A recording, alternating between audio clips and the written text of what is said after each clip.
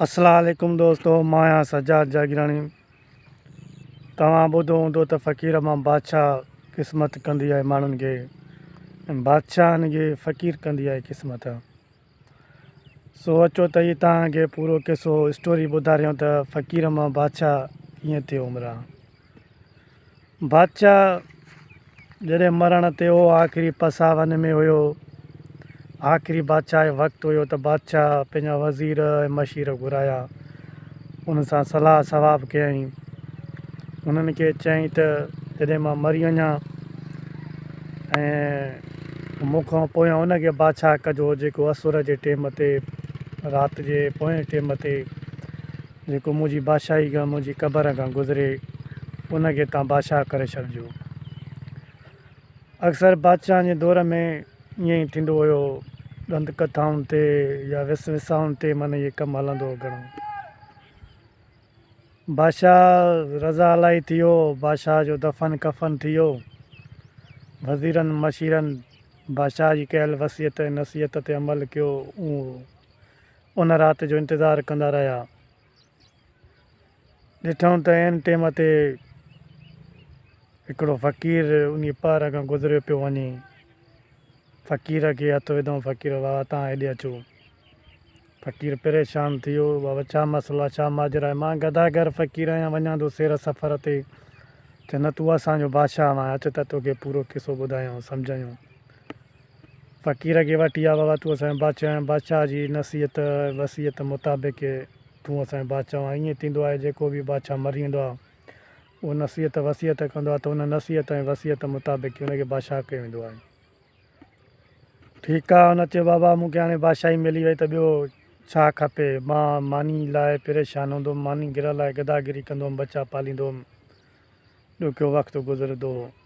ठीकु आहे, बादशाह जी बादशाही फ़क़ीर खे खन वटि थी वई, मिली वई। ॾाढो फ़क़ीर हिंदोरनि में शराब पीअण में, ॾाढा फ्रूट खाइण पीअण, ॾाढो ज़िंदगीअ जेको ज़ुल्म सतऊं सठियं ॾाढो उन ॾींहंनि में मज़ो वरितईं। ॾाढियूं ख़ूबसूरत छोकिरियूं महबूबाऊं, हेॾां का हेॾां का काॾां का, पींघे में का हिंदोरे में हुनखे लोॾनि। फ़क़ीर खे ॾाढो मज़ो अची वियो, इंजॉय थी वियो। फ़क़ीर चए त वाक़ई ॿेली वेणा अलाह साईं रस्ते में ईंदे फ़क़ीर खे बादशाह बि करे छॾींदो आहे, अॼु त थी ॾेखारियो आहे।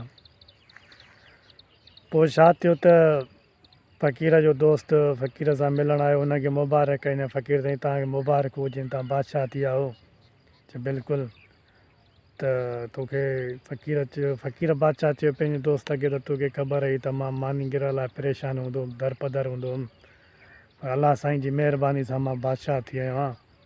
इहो कॾहिं सोचियो बि न हो, कॾहिं उमेद बि न कई। ठीकु आहे, भर वारे बादशाह खे ख़बर पई त यार फ़िलाणी बादशाही हिकु फ़क़ीर खे गदागर खे मिली आहे, ॾाढो कमज़ोर बादशाह हुआ फ़क़ीर। हुनखे न सियासियत जी ख़बर आहे, न ई जंगियुनि जी ख़बर अथसि त जंगियुनि जी महारत कीअं रखिबी आहे, सियासी जंगियुनि जी बादशाही कीअं हलाइबी आहे। मिड़ई हिनखे करे रखियो अथऊं वसियत मुताबिक़। भर वारो बादशाह पंहिंजी फ़ौज वठी काए आयो, हिन ते हमिलो कंदो आयो। हिनखे ख़बर पवंदी, फ़क़ीर बादशाह खे ॿुधाईंदा था अचनि पंहिंजा जेके कमांडर आहिनि, साईं हाणे फ़िलाणी हंध ते पहुतो आहे। फ़क़ीर बादशाह चए थो मूंखे लोॾियो अञा हिंदोरनि में, साईं पंहिंजा एतिरा माण्हू मरी विया आहिनि। चए बाबा केरु आहे, अञा मूंखे लोॾियो। साईं हाणे मुख़ालिफ़ गेट ते पहुता आहिनि। चए बाबा अञा मूंखे लोॾियो। फ़क़ीर पंहिंजी मस्ती में चएसि हाणे गेट क्रॉस करे आया आहिनि। फ़क़ीर हमन तमन करे उथियो, पंहिंजो किश्तो कीअं चइबो, तव्हां ॼाणो, तव्हांजो कमु ॼाणी, असां हलूं था हली हली।